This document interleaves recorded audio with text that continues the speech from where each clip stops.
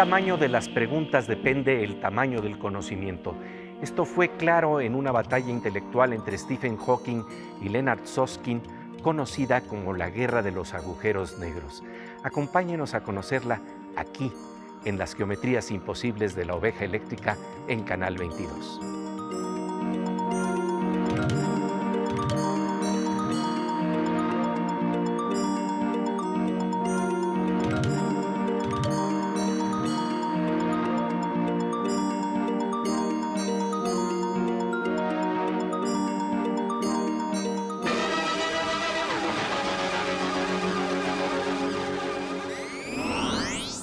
Bienvenidos a los escenarios cósmicos de la oveja eléctrica, el programa de ciencia y pensamiento de Canal 22 que impulsa el sueño de crear una sociedad de imaginación y conocimiento. ¿Qué tal, querida Silvina? ¿Qué tal, Pepe? Un gusto encontrarnos en la temporada 12 de la oveja eléctrica, justo en el año en que se celebra el 25 aniversario de Canal 22. Y lo celebramos trayendo a la memoria a un ser humano que después de Einstein se volvió símbolo de la sociedad de conocimiento. Estamos hablando de Stephen Hawking. George Steiner decía, apenas mueve la esquina de una de sus cejas, pero su mente nos ha llevado ya al extremo del universo. Ningún novelista, dramaturgo o artista, ni siquiera el mismo Shakespeare, habría osado inventar a Stephen Hawking. Y justamente como homenaje a Hawking, quien falleció en 2018, les traeremos una conversación de Pepe Gordon con el físico Leonard Susskind de la Universidad de Stanford sobre la llamada Guerra de los Agujeros Negros que Susskind libró con Stephen Hawking. Los agujeros negros son una especie de remolinos cósmicos que se tragan todo lo que está cerca, incluso la luz. ¿Cuál es el destino de la información que cae en el hoyo? ¿Se queda ahí adentro? ¿Se pierde? ¿Puede salir del agujero? Un descubrimiento de Stephen Hawking creó una polémica sobre lo que sucede. Pepe Gordon conversa con Leonard Susskind sobre esta batalla intelectual en donde se hablará de hologramas y de lo que Susskind denomina una de las ideas más locas que haya concebido.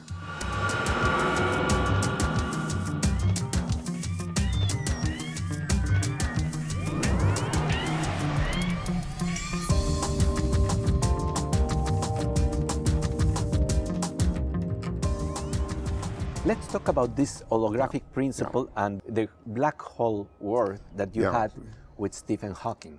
All right, where do you want to start? I mean, Yes, with that, because there was a word regarding what was happening in a black hole when you see it from a distance or when you are actually there. right. Okay, so things can fall into a black hole, and when they will fall into the black hole, they're lost. They cannot come out. No information that falls into a black hole can get back out. Why? Just because that's the way black holes are. On the other hand, it's a very basic law of physics, maybe the most basic law of physics, that information never gets lost. Well, that's all right. That's perfectly all right. There's nothing wrong. Information didn't get lost. It fell into the black hole. It's inside the black hole. But then Stephen Hawking was the one who proved that black holes evaporate. So here we are. You throw a bit of information. What is a bit of information? It could be a book. It could be whatever carries some particles or whatever. You throw them in, and they fall into the black hole. There's no way from the outside to determine what they are, but nevertheless, they're inside the black hole, so nothing's been lost really. But then the black hole evaporates. It's gone. What happened to those bits of information you threw in? It looks like they're gone. This is forbidden. Physics doesn't allow that. The basic laws of physics, quantum mechanics, it's called unitarity, but it doesn't matter what that's a mathematical term. What it says is no bit of information can ever ultimately be lost. So, somehow, those bits of information have to be in the evaporation products, in what comes out of the black hole when it evaporates. It evaporates by radiating away its energy. Just like the sun will eventually radiate away its energy, a black hole will radiate away its energy. The Hawking radiation. The Hawking radiation. Unlike the sun, when the black hole is finished evaporating, there'll be nothing left. Nothing left. So those bits of information must somehow be in that Hawking radiation. On the other hand, they were also inside the black hole. How can things be in two places at the same time? And this is also a law of physics, of quantum mechanics, that things can't be in two places at the same time. So there's something wrong, something missing. What? ¿Qué es lo que falta? ¿Cómo resolver esta paradoja?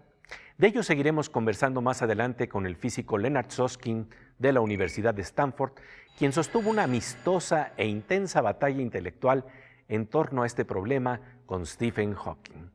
Mientras tanto, vamos a una sección en donde el pensamiento paradójico se vuelve tecnología con nuestra querida compañera Aura López.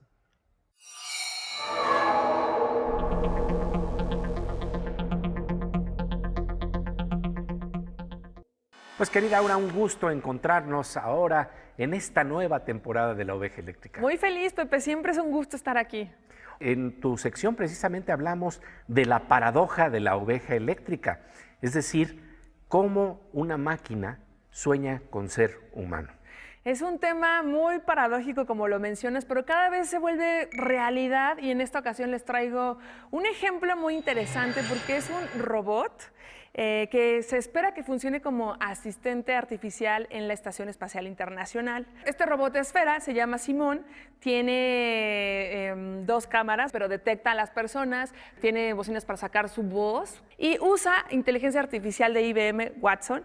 Lo que sucede, a diferencia de otras situaciones, es que necesita la interacción con los humanos para que le vayan enseñando en qué tiene que mejorar. Bueno, hay una película que se llama 2001, Odisea en el espacio. A mí me recuerda un poquito a ese ejemplo, que qué pasará en un futuro tal vez ya no tan lejano en donde realmente los robots puedan tener toda esta dinámica y toda esta forma de poder interactuar con nosotros para en ese momento ayudarnos a resolver cosas siempre y cuando pues no entren las emociones de por medio, en mi opinión.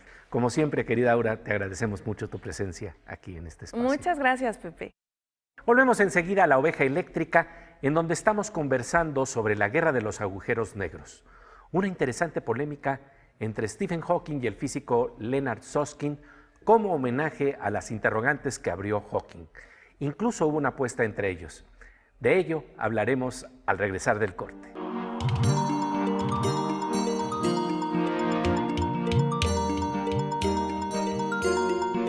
Como de rayo, estamos de regreso en los escenarios de La Oveja Eléctrica, en donde estamos conversando sobre la guerra de los hoyos negros con Leonard Susskind. Una batalla intelectual que sostuvo con Stephen Hawking. En síntesis, Hawking propuso que la información se pierde en los hoyos negros y no se preserva en la radiación que producen, descubierta por el mismo Hawking. Por su parte, Susskind no estaba de acuerdo, ya que ello implicaría violar una de las leyes más básicas del universo, la conservación de la información. Ninguna información se pierde completamente para siempre. ¿Puede estar la información adentro y afuera del hoyo negro al mismo tiempo? ¿Cómo resolver esta paradoja? Susskind conversa con Pepe Gordon sobre este rompecabezas desde la Universidad de Stanford.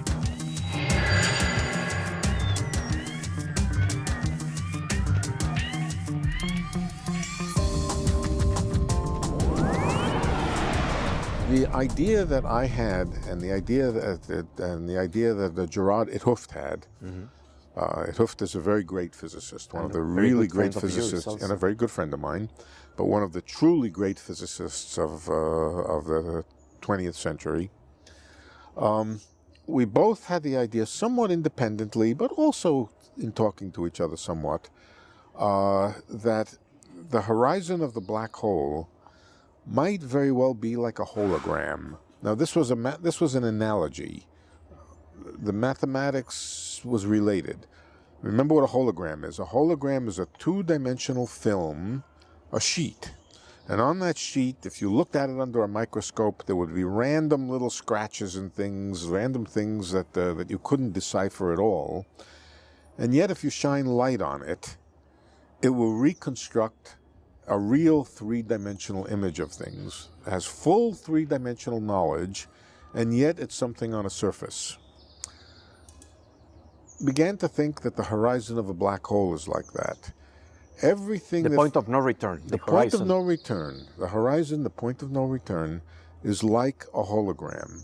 It's like the two-dimensional sheet, which is not really a photograph, but analogous to a photographic image of the three-dimensional things inside, but a usual photographic image doesn't really have the information of 3 dimensions. It's a fake.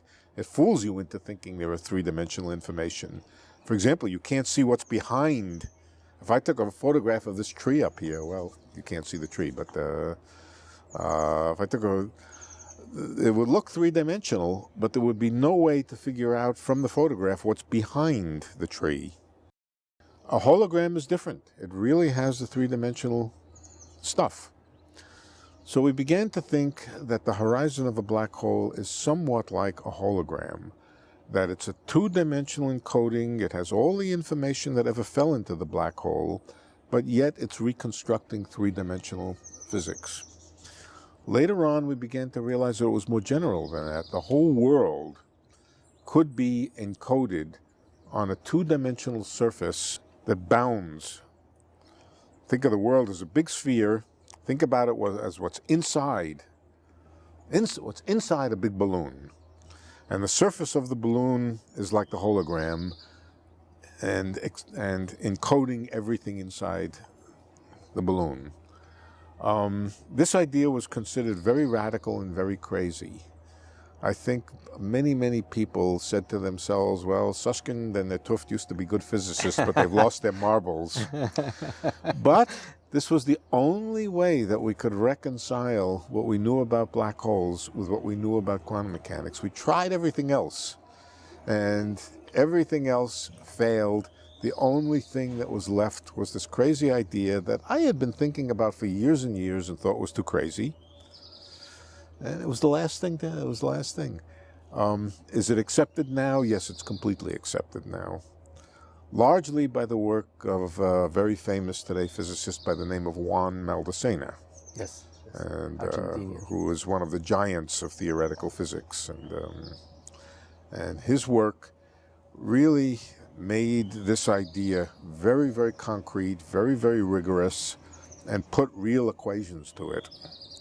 So now everybody believes the world is a kind of hologram. Everybody, all of my colleagues. Hologram. That means that in each part we have the whole information? Because hologram, hologram comes from Greek, holos. Yeah, that's right. Wholeness. That's interesting. That's right. In each little piece of the hologram, there is information about the whole thing, but not very good information. You need the whole thing if you want to have good resolution, if you want to be able to see really clearly. If you just want to see very crudely, with bad resolution, you can see everything 3-dimensional just from a little piece of the hologram. Same thing. Yeah, that is also true. That the hologram is very redundant in the same sense, that different pieces of it have the same information over and over again. Dice Susskind que ahora todos creen que el universo es como un holograma y menciona el trabajo del destacado físico argentino Juan Martín Maldacena, quien ha revolucionado la teoría de cuerdas con la llamada correspondencia holográfica. Tendremos una entrevista exclusiva con Maldacena en la próxima emisión. Por el momento, simplemente imaginemos a la princesa Leia de la película La Guerra de las Galaxias que cae en un agujero negro. En el horizonte del agujero estaría la placa desde donde se proyecta el holograma, la imagen de la princesa en el interior. La información está afuera y adentro al mismo tiempo. ¿Aceptó Hawking esta propuesta? ¿Quién ganó la guerra de los agujeros negros? De ello hablaremos después del corte. Mientras tanto, ya se oyen los pasos de un hacker con sombrero blanco, el entrañable Manuel López Michelone, La Morsa.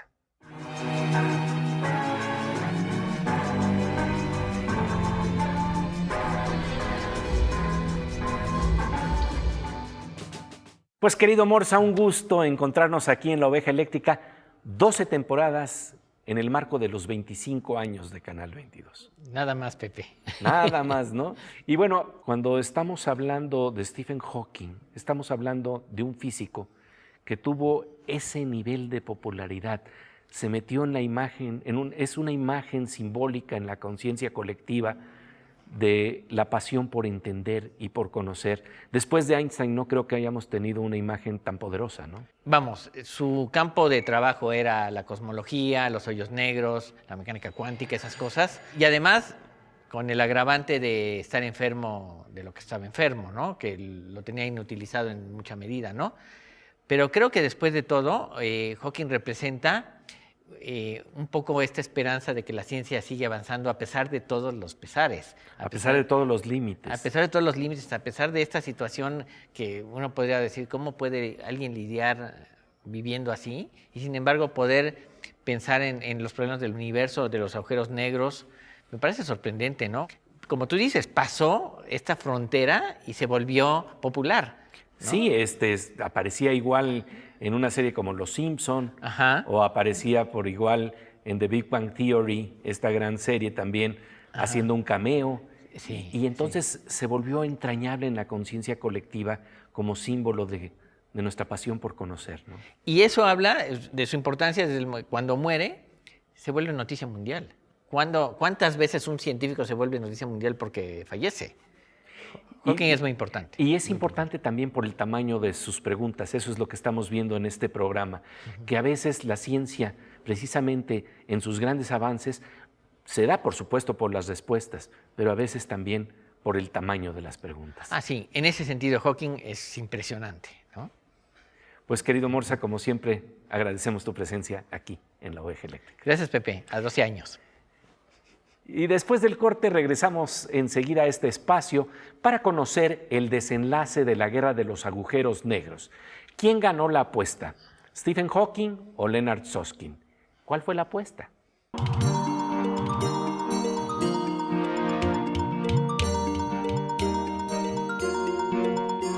Como de rayo, estamos de regreso en los escenarios cósmicos de la Oveja Eléctrica, en donde estamos conversando sobre la guerra de los hoyos negros, una batalla intelectual entre Stephen Hawking y Leonard Susskind. ¿Quién ganó esta batalla y cuál fue la apuesta, querida Silvina? La apuesta fue una enciclopedia que permite extraer la información a voluntad, a diferencia de lo que pasa con la información que podría estar adentro y afuera de un hoyo negro, como dice Susskind, o perderse y no estar, como dice Hawking.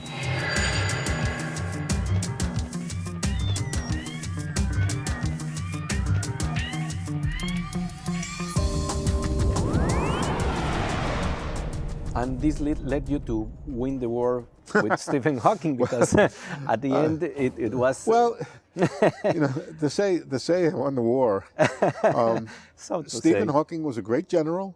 He put his finger on an extremely deep question. The question is so deep that it's dominating physics today. The outgrowth of it, including my own work on it, is dominating physics today. So did Stephen lose? I don't think Stephen lost. But it get you into the complementary black hole. Yeah. Stephen asked an exceedingly deep question. He didn't know how to answer it, and so he gave an answer which was the wrong answer. But what was great and deep and fundamental was the question. And that question will go on to be possibly the most important question in physics for many years to come.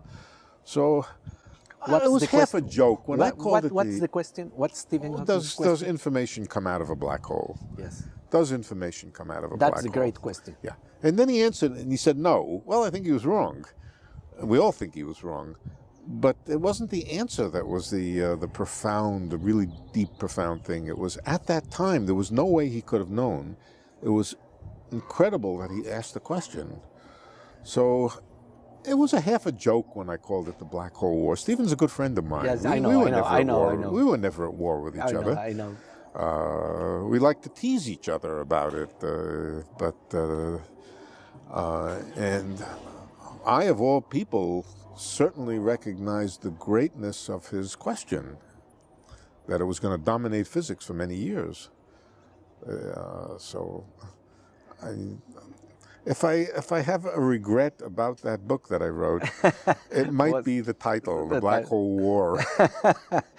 But when you're talking about complementary black holes... Yeah, that's the idea that the information can be both inside and outside. Exactly, and the hologram And the principle hologram- resolves it. And the holographic principle resolves it. Because Right. it could be seen Right. from one Right. perspective Now- or another Now, perspective. I will tell you Yes. that another version of a similar question has come up in recent years.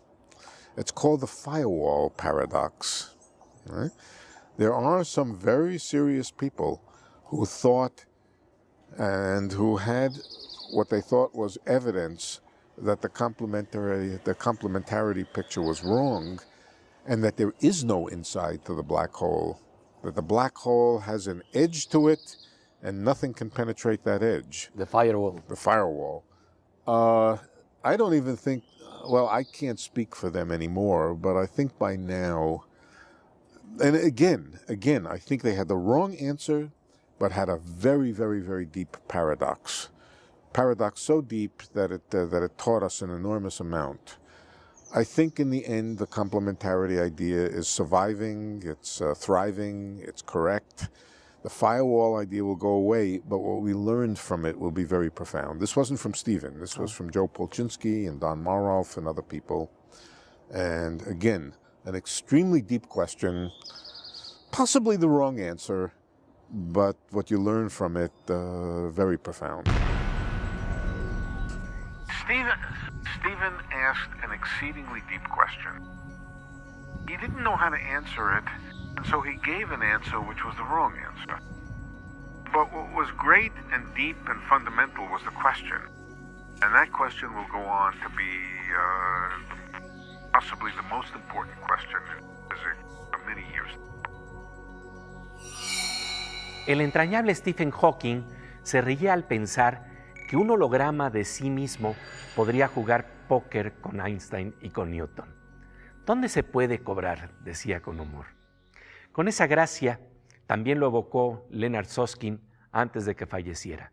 La grandeza de Hawking está vinculada con el tamaño y la profundidad de sus preguntas. Así, lo recordamos hoy a manera de homenaje en La Oveja Eléctrica. Y se acerca ya el holograma de nuestra querida Miriam Moscona, que afortunadamente se puede tocar como se toca la belleza de la poesía.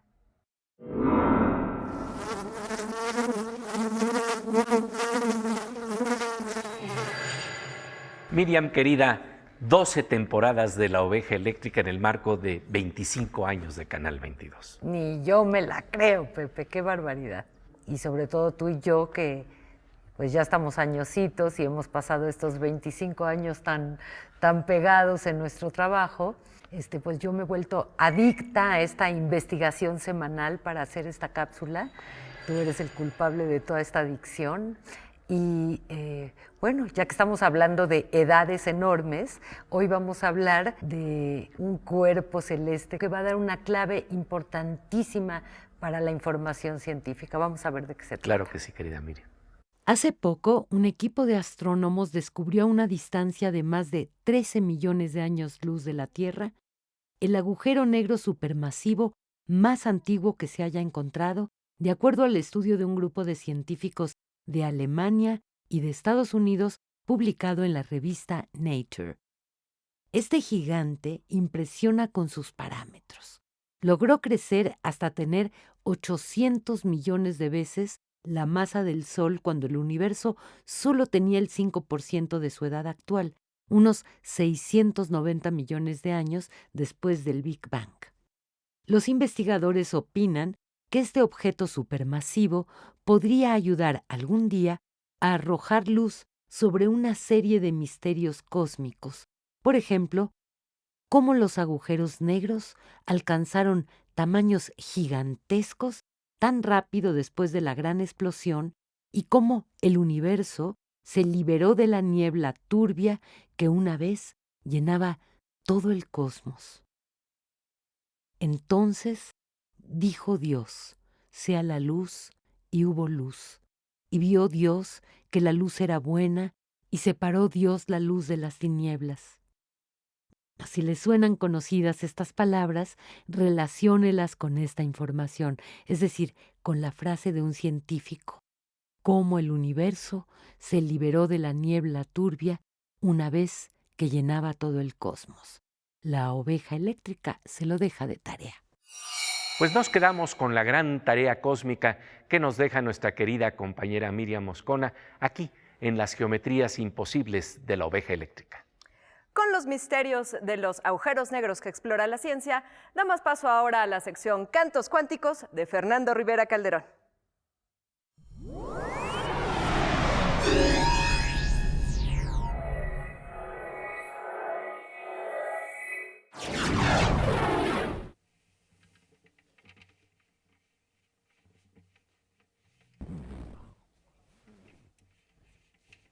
¿Qué onda, mi Fer, Pepe? querido, ¿cómo estás? Qué Oye, gusto. Qué gusto verte. Fíjate que yo andaba, creí que había entrado al Metro General Anaya, pero como que me perdí. No, estás en observatorio. Ah, ahora lo entiendo todo. Y en una nueva temporada Y en de una La nueva Oveja temporada de La Eléctrica, Oveja qué Eléctrica gusto. y además celebrando 25 años de Canal 22. Nada más, tan Nada poquito. más, nada más. Híjole, qué barbaridad. En medio de 13.800 millones de años. ¿Qué No es nada, no es nada. ¿verdad? Pero bueno, pero es algo, es una mota en el espacio-tiempo. Me da muchísimo gusto estar nuevamente aquí, mi querido Pepe. Igualmente, querido Fer. Y bueno, para celebrar y conmemorar a Stephen Hawking, ¿no? Por supuesto, bueno, gran divulgador, un hombre que le gustaba el debate de las ideas, de las teorías, de los conceptos, y vaya que nos dejó mucha tarea, ¿eh? Así es. Así que vamos a dedicarle esta canción que dice más o menos así. Yo quería viajar en el tiempo, Stephen Hawking desapareció y me dijo tal vez es posible, más te advierto que no es práctico. Yo quería viajar al pasado, Stephen Hawking se me reveló y me dijo ve con cuidado a donde el universo comenzó. Y llegué a un negro agujero, Stephen Hawking se manifestó y me dijo pregunta primero y el agujero me devoró. El universo no es, el universo está en una cáscara de nuez, no es.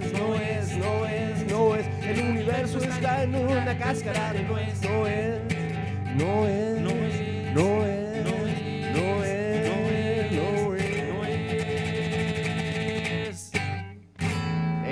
El universo en una nuez, querido Fernando. Y esto nos hace pensar que regresaremos a este universo en la próxima emisión De la oveja eléctrica.